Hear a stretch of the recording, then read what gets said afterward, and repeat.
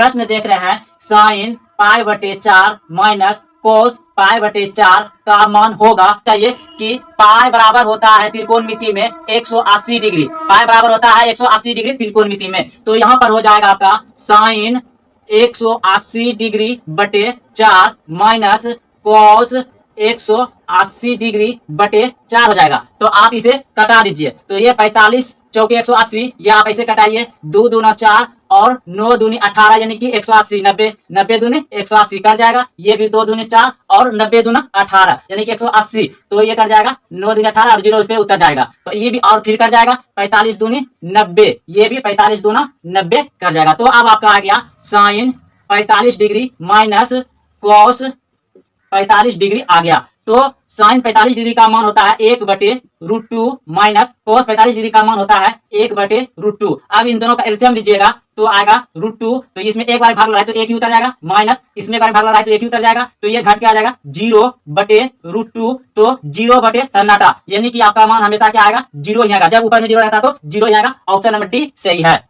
तो प्रश्न है कोस 30 डिग्री प्लस साइन 60 डिग्री बटे 1 plus cos 60 degree plus sign 30 degree का मान है। तो आपके सामने ऑप्शन दिया गया है। तो हम सभी जानते हैं कि कोस 30 डिग्री का मान होता है √3/2 प्लस साइन 60 डिग्री का मान होता है √3/2। अब बड़ी बटे दे देंगे तो बड़ी बटे दे दिए, 1 है तो 1 उतर जाएगा। फिर प्लस है, प्लस कोस 60 डिग्री, कोस 60 डिग्री का मान होता है 1/2 प्लस साइन 60 डिग्री का मान भी यही होता है 1/2। तो अब क्या करना है, इसका ऊपर वाले का एलसीएम ले लेते हैं। तो ऊपर वाला का एलसीएम लेंगे 2 हो जाएगा, 2 से इसमें भाग देंगे तो एक बार भाग लगेगा यानी यही उतर जाएगा √3 प्लस इसमें भी एक बार भाग देंगे, एक बार गुना होगा तो यही उतर जाएगा √3। अब बड़ी बटे फिर नीचे वाला का एलसीएम, तो नीचे वाले का एलसीएम 2 हो जाएगा।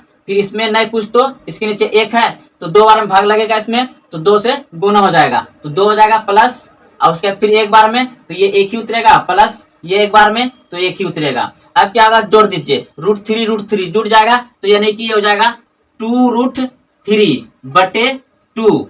अब फिर बड़ी बटे उसके बाद इसका भी जोड़ दीजिए, 2 1 3 3 1 4, ये हो जाएगा 4/2। अब क्या होगा ये, तो ये अब ऐसे घूम जाएगा यानी कि हो जाएगा ये आपका 2√3/2 और फिर गुना और ये जाके पलट जाएगा यानी कि 2/4 हो जाएगा। अब क्या होगा, ये कट जाएगा, ये 2 और ये 2 कट गया, फिर 2 1 2, 2 दूनी 4 कट गया। तो अब आपका कितना आ गया, अब आ गया यानी कि यहाँ पे सिर्फ √3 बचा और नीचे में 2 बचा। तो √3/2, √3/2 कहाँ है आपका, √3/2 ऑप्शन नंबर बी सही है। प्रश्न है 1 प्लस tan स्क्वायर ए बटे सेक स्क्वायर ए। तो दोस्तों आप सभी एक सूत्र जानते होंगे कि सेक स्क्वायर ए बराबर होता है 1 प्लस tan स्क्वायर ए। तो दोस्तों जितना हमको दिया गया है तो इतना हम बैठा सकते हैं यहाँ पे सेक स्क्वायर ए। तो इसके बदले हो जाएगा यहाँ पे क्या हो जाएगा मेरा, सेक स्क्वायर ए बटे सेक स्क्वायर ए यानी कि ये कट के कितना हो जाएगा 1। तो ऑप्शन नंबर सी सही है, आपका ये सूत्र था। अगला प्रश्न है साइन 63 डिग्री बटे कोस 27 डिग्री। देखिए दोस्तों आपको एक ट्रिक बताते हैं। ट्रिक क्या है कि जब इन दोनों को क्या करिएगा, जोड़िएगा ना तो 90 डिग्री होना चाहिए। तो 63 और 27 को जब जोड़िएगा तो 7 3 10 और 6 2 8 1 9, 90 डिग्री पूर्ण रहा है। तो समझिए क्या आएगा, एक ही आंसर आएगा हमेशा। ऐसा जब भी प्रश्न आपको मिले तो ये डिग्री को जोड़ दीजिए। जब आप मतलब इसका मान नहीं जानिएगा, जो भी देगा जिस डिग्री का आप मान नहीं जानिएगा तो उन दोनों को आपस में जोड़िएगा। अगर आपका 90 डिग्री पूर्ण रहा है तो समझिए एक ही आंसर आएगा, ऑप्शन नंबर बी सही है। नमस्कार दोस्तों, आप सबका स्वागत है। बिहार बोर्ड मैट्रिक परीक्षा 2023 में यह प्रश्न पूछा गया था। तो दोस्तों प्रश्न देख रहे हैं कि एक समबाहु त्रिभुज का क्षेत्रफल 36√3 सेंटीमीटर है, तो इसकी भुजा क्या है। तो हम सभी जानते हैं कि समबाहु त्रिभुज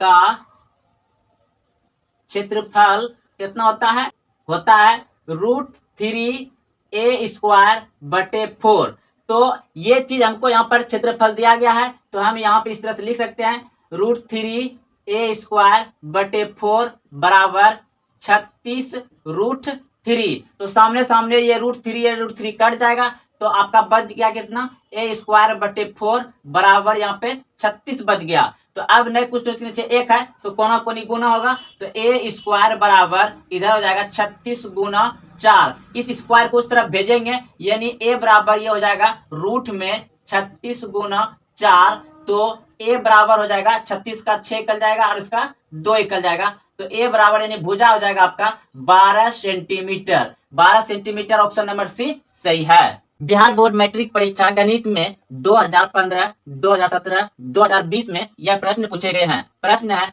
1 + tan² थीटा बराबर। तो आपके सामने ऑप्शन दिया गया है। तो देखिए इस प्रश्न को कैसे बनाएंगे। पहले आप देख रहे हैं 1 है, तो यहाँ पर 1 उतर जाएगा, उसके बाद फिर प्लस ये tan² थीटा। तो यानी कि आप लोग एक सूत्र जानते होंगे कि tan थीटा बराबर होता है sin थीटा बटे cos थीटा। तो यहाँ पे स्क्वायर है, तो स्क्वायर हम सभी में लगा सकते हैं, जब सभी में हो बढ़ता है तो बराबर होता है। तो tan² थीटा बराबर sin थीटा बटे cos थीटा होता है। तो इसके बराबर ये हम यहाँ पे लिख रहे हैं। तो क्या हो जाएगा यहाँ पे sin² थीटा बटे cos² थीटा। तो अब क्या करेंगे, यहाँ पर नए कुछ 1 है, इसका एलसीएम ले लेंगे, यानी कि cos² थीटा हो जाएगा। अब इसमें एक बार भाग देंगे तो cos ही आएगा, क्योंकि एक बार लगेगा तो गुना भी होगा तो cos ही आएगा। तो cos² theta plus sin² theta. तो अब क्या होगा, आप सभी जानते हैं कि sin² theta plus cos² theta बराबर क्या होता है, 1 होता है। तो इसका मान 1 हो जाएगा। अब यहाँ पर नीचे बच जाएगा आपका क्या, cos² थीटा।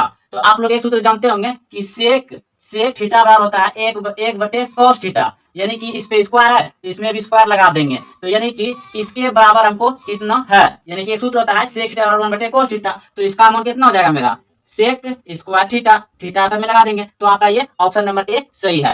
प्रश्न है 0.3 पर रेकरिंग का परिमेय रूप में लघुत्तम रूप है। तो इस प्रश्न को कैसे बनाएंगे, देखिए आपको दिया गया है 0.3 पर रेकरिंग, यानी कि बार भी इसे कहा जाता है। जब यह रेकरिंग हटेगा तो हो जाएगा 3/9, यानी जितना संख्या पर से रेकरिंग हटेगा उतना नीचे 9 आएगा। अब देखिए इसे हटा दीजिए, 3 × 3 3 × 9, यानी 1/3 आ जाएगा। 1/3 कहाँ है आपका, ऑप्शन नंबर सी सही है, ऑप्शन नंबर सी सही हो जाएगा।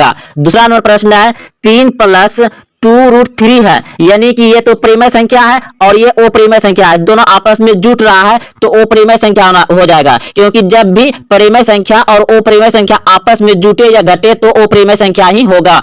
अब 3 नंबर पूछा गया है बहुपद x² + 5x + 6 का घात क्या होगा। तो इनमें सबसे बड़ा घात क्या है आपका, 2 है, तो ऑप्शन नंबर डी सही हो जाएगा। 4 नंबर प्रश्न है द्विघात समीकरण का मानक रूप है, तो ऑप्शन नंबर सी सही है, ax² + bx + c = 0। AP का nवां पद है, जब पहला पद a तो सामानांतर d हो तो क्या होगा। दोस्तों सूत्र ही पूछ दिया गया, आपका ऑप्शन नंबर ए सही है। सभी वृत्त है, सभी वृत्त क्या है, समरूप होते हैं। कार्तिकीय तल में स्थित किसी बिंदु 8 - 9 में कोटि का मान होगा।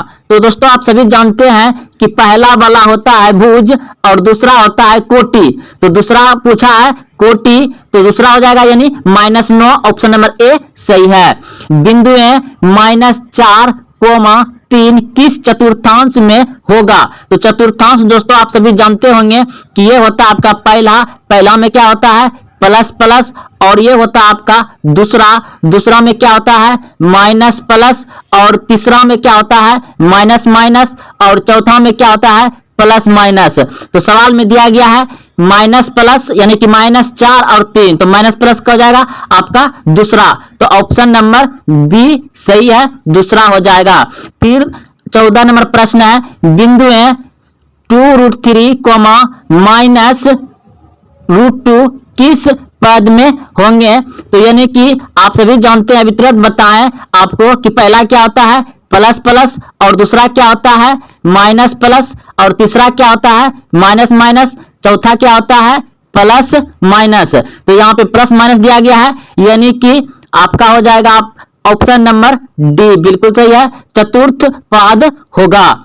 फिर यहाँ पे देखिए 15 नंबर प्रश्न है -4, -6 किस चतुर्थांश में है। तो माइनस माइनस है, तीसरा हो जाएगा, ऑप्शन नंबर सी सही है, तीसरा चतुर्थांश में होंगे।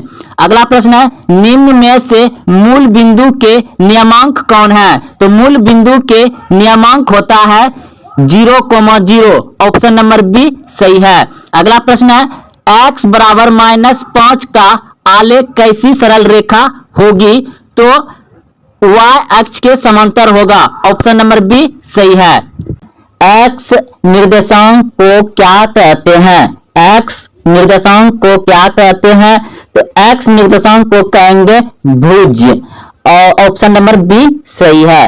अगर पूछता y निर्देशांक को क्या कहते हैं तो होता कोटि। अगला प्रश्न है y अक्ष का समीकरण है, y अक्ष का समीकरण है, तो y अक्ष का समीकरण पूछेगा तो x बराबर 0 हो जाएगा। और अगर x अक्ष का समीकरण पूछे, x अक्ष का समीकरण पूछे तो उल्टा कर दीजिएगा, आपका हो जाएगा y बराबर 0।